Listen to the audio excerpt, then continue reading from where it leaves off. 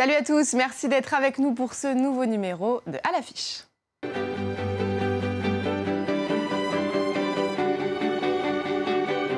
Il a été sacré meilleur pâtissier du monde, une confirmation pour celui qu'on surnommait déjà le Picasso de la pâtisserie. Faire de son métier un art, un leitmotiv dans sa carrière, qu'il réinvente le macaron ou ose des mélanges insolites. Aujourd'hui, il est à la tête d'un empire avec des boutiques à Paris, mais aussi en Asie et au Moyen-Orient. Pierre Hermé est avec nous pour dévoiler la recette de son succès. Et je vais tout de suite le retrouver.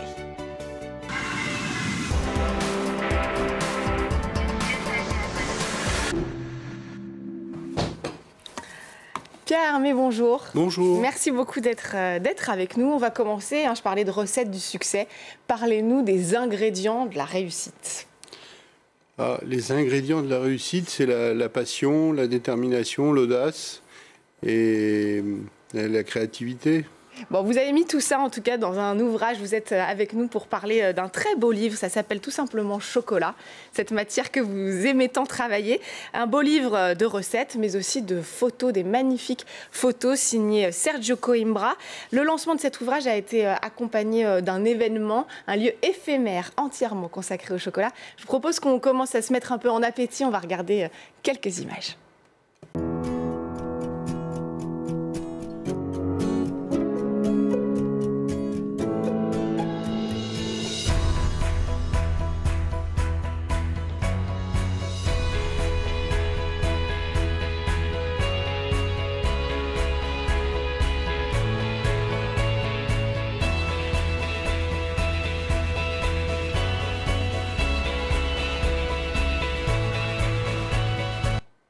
Alors c'est vrai que c'est difficile de se tromper avec le chocolat, on fait un peu toujours plaisir. Il y a peu de gens qui n'aiment pas le chocolat. Vous, qu'est-ce que vous aimez particulièrement dans cet ingrédient-là? Alors, le chocolat est une des 10 grandes matières premières de la pâtisserie, au même titre que le sucre, que le beurre, que le lait, la crème, enfin, et les amandes, la vanille. Mais le chocolat, surtout, il a plein de facettes. Moi, j'aime autant le chocolat au lait que le chocolat noir. Le chocolat au lait... Il n'y en a pas un plus noble que l'autre pour vous Le chocolat au lait, pour moi, c'est la gourmandise. Ouais. C'est l'enfance aussi. Ouais. Et puis, le chocolat noir, par contre, c'est la dégustation, le plaisir des saveurs très particulières de chaque chocolat noir. D'autant que j'essaie de travailler des chocolats de pure origine géographique, ça veut dire pure origine Brésil, plantation Paineiras, pure origine Belize, plantation Zibun. Oui, c'est très précis là. Pure origine Madagascar, plantation Mio. En fait, ce sont des chocolats que je travaille avec notre partenaire, fournisseur de chocolat qui est Valrhona, pour essayer de tirer le meilleur de très belles fèves de cacao. Alors, il y a les recettes, il faut quand même le dire, il faut s'accrocher un petit peu pour les recettes du livre. Elles sont pas simples. Je peux pas, par exemple, il y a un millefeuille infiniment chocolat, il faut prendre un peu de temps en cuisine. Et là, vous êtes parti sur la recette la plus complexe, mais là, il y a bien sûr un sablé infiniment chocolat qui est extrêmement facile à réaliser et avec beaucoup de bonheur à la dégustation, parce qu'il y a le goût du chocolat, il y a le côté croustillant du sablé, et puis il y a ces pointes de fleurs de sel qui viennent pousser le goût du chocolat. C'est super simple, en un quart d'heure, on a un quart d'heure de préparation, un quart d'heure de cuisson, et on a et on impressionne ses invités. Et je peux témoigner que j'ai impressionné mes invités avec une mousse au chocolat Pierre Hermé, très simple, et que je vous invite à essayer de réaliser. Alors en juillet dernier, vous avez été sacré meilleur pâtissier du monde. Vous avez dit en réaction, je crois que c'était sur les réseaux sociaux, que c'est un formidable encouragement à continuer à surprendre. La surprise, c'est vraiment votre moteur? En fait, l'idée, c'est de partager des goûts. Et dans ce partage, la surprise peut s'inviter. La surprise, elle peut se manifester de différentes sortes. Ça veut dire que je pensais tout à l'heure dans le sablé au chocolat et la fleur de sel, c'est les petits pics d'acidité que procure le sel dans un sablé, ou dans le dernier gâteau que j'ai créé, qui est ultime. vanille-chocolat. C'est un gâteau qui est à la fois très vanille et très chocolat, avec des textures très très contrastées, à la fois du moelleux, du craquant, du croquant, du croustillant. Mais quand est-ce que vous connaissez la limite? Parce que vous faites des mélanges, là, bon, vanille-chocolat, mais vous avez mélangé dans les macarons du piment d'Espelette, vous avez mis de l'huile d'olive. C'était vraiment inattendu. Comment est-ce que vous savez, ça y est, là c'est bon? C'est quand c'est bon. Il n'y a pas d'autre explication. Et c'est vous le seul juge? Oui, parce qu'après, c'est pas un process démocratique, la création. Donc, il faut que quelqu'un décide, oui. Alors, en tout cas, toutes ces recettes sont élaborées, testées, validées dans votre atelier de création ici à Paris. Mélina Huette y est allée y faire un tour pour nous. Regardez. La pâtisserie de Pierre Hermé, on peut la définir par quelques mots. La rigueur, le sens du détail, l'originalité, la gourmandise. Quand on voit une pâtisserie Pierre Hermé, tout de suite on a envie de la déguster parce qu'elle est gourmande, elle est généreuse.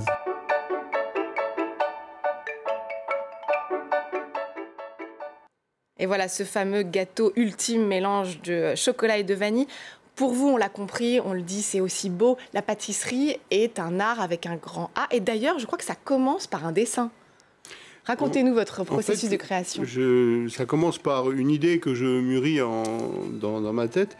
Et ensuite, pour pouvoir permettre aux chefs qui travaillent avec moi de faire un premier essai, je dessine à la fois les différentes épaisseurs, les différentes couches et le gâteau pour leur donner à comprendre la construction et l'architecture du goût. Et puis ensuite, j'écris les recettes. Et ces recettes sont les recettes qui permettent de réaliser le gâteau. Et c'est en ça que votre travail de pâtissier s'apparente presque à celui du couturier. D'ailleurs, vous avez inventé ce concept de haute pâtisserie. Vous avez fait des collections en fonction des saisons. Oui, l'idée c'était de donner une autre approche de la pâtisserie. Dans le temps, la pâtisserie était très décorative, très illustrée par les pièces en sucre et en chocolat. Et pour moi, la pâtisserie, c'est le goût. C'est vraiment l'essence même des ingrédients. Alors c'est vrai que beaucoup de pâtissiers font un peu toujours la même chose. Vous êtes un créateur, mais est-ce que vous avez encore le temps? Vous avez, je ne sais plus combien, 45 boutiques, je crois, dans le monde, de vraiment mettre la main à la pâte, au sens propre. Vous êtes encore en cuisine? C'est moi qui crée les produits et...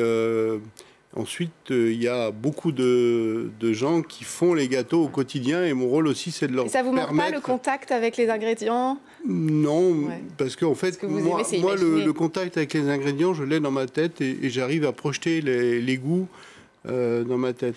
Et alors, pour pouvoir être en atelier, il faudrait que je commence le matin à Tokyo, ensuite que je passe par Séoul et que vous ne dormiez plus jamais, voilà, ce qui n'est pas très confortable. Donc forcément, c'est d'autres personnes qui sont formés par les pâtissiers qui m'entourent, qui font les gâteaux au quotidien et sont les artisans de la maison Pierre Hermé Paris. Alors, Pierre Hermé, c'est une histoire familiale aussi. Vous avez grandi dans une famille de pâtissiers, vous êtes la 4e génération. En fait, vous n'aviez pas vraiment le choix. Pour voir votre père, il fallait que vous alliez dans son... Voilà, on voit la pâtisserie familiale. Qu'est-ce que votre père... Il y a une chose que si vous deviez retenir une chose, qu'est-ce que votre père vous a appris de plus important? Je pense que ce que m'a transmis mon père, c'est la passion du métier. La passion, je le voyais, il était toujours heureux de faire ses gâteaux, son pain, ses chocolats. Même le dimanche, il travaillait sur les chocolats pour être sûr d'avoir le temps d'y mettre la passion, l'amour et le souci du détail qu'il aimait bien avoir. Et puis alors votre autre maître, c'est évidemment Gaston Lenôtre, chez qui vous avez fait vos classes. Pour vous, il reste un modèle encore aujourd'hui, il vous influence dans votre travail? J'ai eu cette chance d'apprendre mon métier chez Lenôtre. J'y ai appris ce que c'était que l'importance du goût, l'importance du détail, de l'organisation pour produire de la qualité au quotidien. C'est aussi une discipline. Oui, et vraiment, ça reste mon référent. Après, j'ai créé mon propre univers de goût et aujourd'hui, je travaille là-dessus. Mais ce que j'ai appris est très fort et très présent dans mon quotidien. Oui, encore aujourd'hui. Alors, on l'a compris, la pâtisserie est un art. Vous êtes aussi un esthète, vous aimez les artistes et l'art. C'est pas un hasard si votre coup de cœur culturel est une exposition.